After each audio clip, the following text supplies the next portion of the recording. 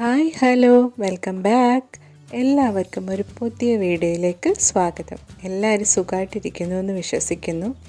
ഇന്നൊരു സൺഡേ വ്ളോഗാണ്, Sunday lunch vlog. Lunch prepare ചെയ്യുന്നതിന് മുന്നേ വിച്ചുകുട്ടനെ കുളിപ്പിക്കണം. അമ്മ വിച്ചുകുട്ടനെ കുളിപ്പിച്ചുകൊണ്ട് വന്ന് ഇനി വിച്ചുകുട്ടനെ പാൽ കൊടുത്ത് ഉറക്കണം. അങ്ങനെ പെട്ടെന്നൊന്നും ഉറങ്ങുന്ന ആളല്ല. കുറേ നേരം കൊണ്ട് നടന്ന് തൊട്ടിൽ ആട്ടി ഞാൻ എങ്ങനെയെങ്കിലും വിച്ചുകുട്ടനെ ഉറക്കി. ഇനി വേണം എൻ്റെ പണിയിലേക്ക് കടക്കാൻ.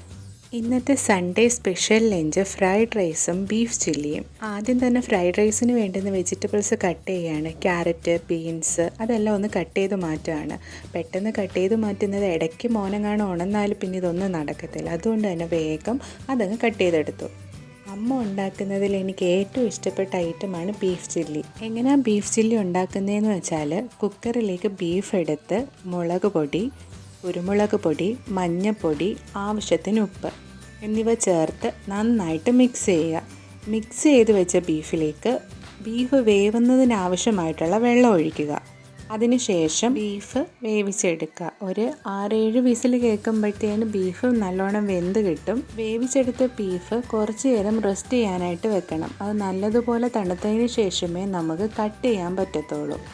കട്ട് ചെയ്യുമ്പം ശ്രദ്ധിക്കേണ്ട കാര്യം, വീഡിയോയിൽ കാണുന്നത് പോലെ നീളത്തിൽ വേണം നമ്മൾ ബീഫ് ചില്ലിക്ക് ബീഫ് കട്ട് ചെയ്തെടുക്കാൻ. അടുത്തത് ബീഫ് ചില്ലിയുടെ മെയിൻ ഇൻഗ്രീഡിയൻ്റ് ആണ് വറ്റൽമുളക് ക്രഷ് ചെയ്തത്.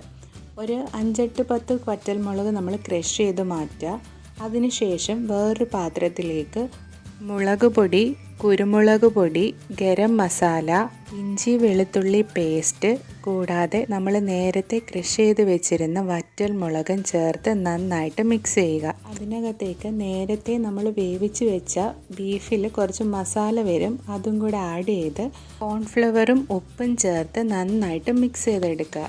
ഇനി അതിനകത്തേക്ക് നേരത്തെ നമ്മൾ വേവിച്ച് കട്ട് ചെയ്ത് മാറ്റി വെച്ചിരുന്ന ബീഫ് ഇട്ട് കുറച്ച് വിനാഗിരിയും കൂടെ ആഡ് ചെയ്ത് നന്നായിട്ട് ഇളക്കി യോജിപ്പിക്കുക. ഇതിനി കുറഞ്ഞത് 1 മണിക്കൂറെങ്കിലും റെസ്റ്റ് ചെയ്യാൻ വെക്കണം. എത്ര നേരം നമ്മൾ റെസ്റ്റ് ചെയ്യാൻ വെക്കുന്നോ അത്രയും നല്ലതായിരിക്കും. ഇത്രയും ആയപ്പോഴത്തേന് വിച്ചുകുട്ടൻ എണീറ്റ്.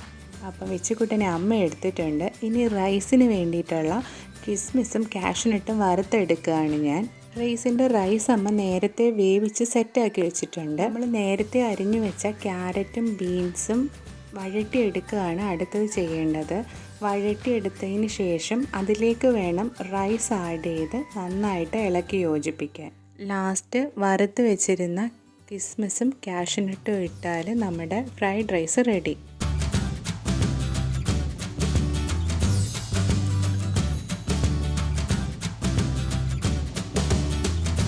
ചെയ്യാൻ വെച്ച ബീഫ് 1 മണിക്കൂറിന് ശേഷം എണ്ണയിൽ നന്നായിട്ട് ഫ്രൈ ചെയ്തെടുക്കുകയാണ്.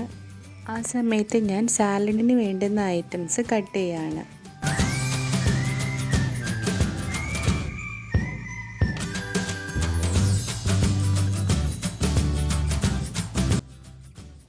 ഫ്രൈ ആയിക്കൊണ്ടിരിക്കുന്ന ബീഫിലേക്ക് നടുകെ പിളർന്ന പച്ചമുളക് ആഡ് ചെയ്ത് അതും കൂടെ നന്നായിട്ട് ഫ്രൈ ചെയ്തെടുക്കുക.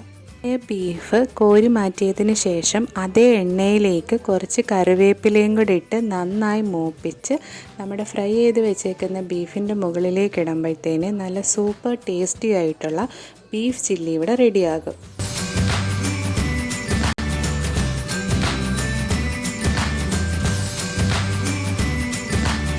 ബാക്കി കുറച്ച് ബീഫും കൂടെ ഫ്രൈ ചെയ്തെടുക്കാനുണ്ടായിരുന്നു, അതും കൂടെ ഫ്രൈ ചെയ്തെടുക്കുകയാണ്.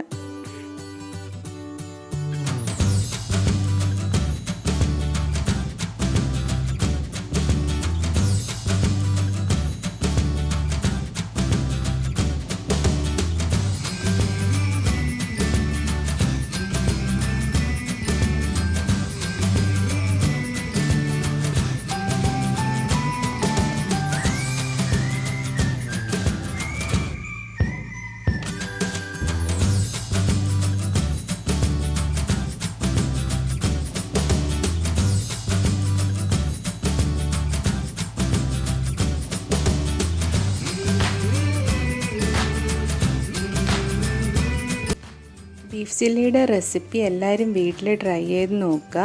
വീഡിയോ ഇഷ്ടമായിട്ടുണ്ടെങ്കിൽ ഷെയർ ചെയ്യുക, ലൈക്ക് ചെയ്യുക, ചാനൽ സബ്സ്ക്രൈബ് ചെയ്യുക. Thank you.